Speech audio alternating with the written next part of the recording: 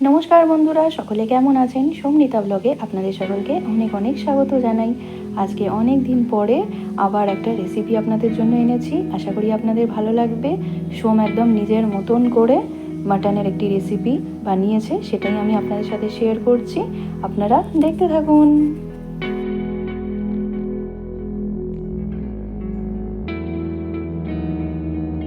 সবার প্রথমে মাটনটাকে ম্যারিনেট করার জন্য মাটনটাকে ভালো করে ধুয়ে নেওয়া হয়েছে।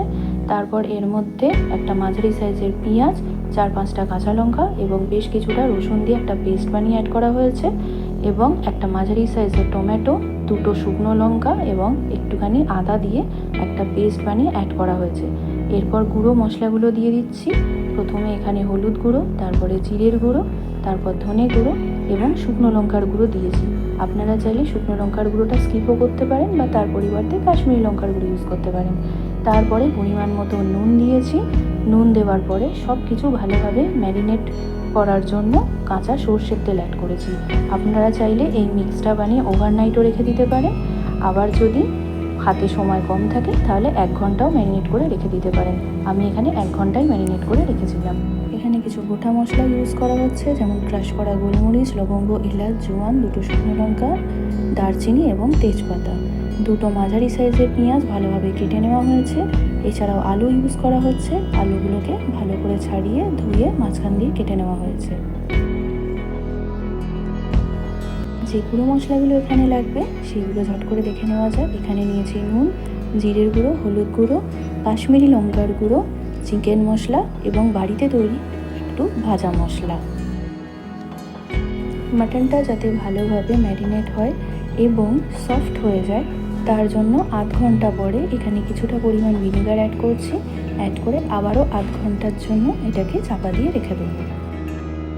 মাটনের প্রিপারেশনটা সর্ষের তেলে করলেই বেশি ভালো লাগে, তাই আমি এখানে কুকারে ব্যবহার করছি অল্প পরিমাণে সর্ষের তেল। তেলটা ভালোভাবে গরম হয়ে যাওয়ার পরে এখানে নুন আর হলুদ দিয়ে আলুগুলো প্রথমে ভেজে নিলাম।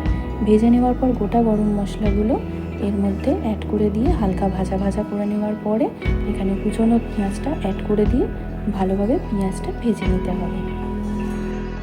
পেঁয়াজটা ভালোভাবে ভাজা হয়ে যাওয়ার পরে গুঁড়ো মশলাগুলো এখানে অ্যাড করে দিয়ে ভালোভাবে কষিয়ে নিতে হবে পেঁয়াজের সাথে। তারপর ভালোভাবে সব কিছু মশলা ভাজা হয়ে গেলে তারপরে এখানে ম্যারিনেট করা মাটনটা এর মধ্যে অ্যাড করে দিতে হবে। দিয়ে সমস্ত মশলার সাথে মাটনটাকে ভালোভাবে মিক্সড করে কষাতে হবে।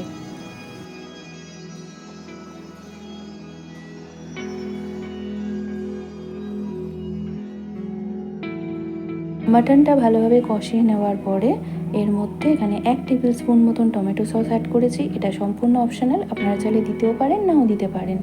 আর অবশ্যই যে কোনো এরকম মাংসের প্রিপারেশানে যদি গরম জল অ্যাড করা যায় ভালো হয়, তাই এখানে পাশে একটি বাটিতে গরম জল করতে দিয়েছি। তার মধ্যে ফ্লেভারটাকে আরও একটু এনহ্যান্স করার জন্য সোম এখানে আরও একটু চিকেন মশলা অ্যাড করে দিয়ে ভালোভাবে জলটা ফুটিয়ে নিয়ে সেই জলটাই ও এখানে মাংসের প্রিপারেশানটার মধ্যে অ্যাড করবে। তো জল এখানে অ্যাড করে দেওয়া হয়েছে। জল অ্যাড করে দেওয়ার পরে এখানে মোটামুটি 2-3টে সিটি দিলেই একদম মাটন কষা রেডি। আশা করি আপনাদের ভিডিওটা ভালো লেগেছে।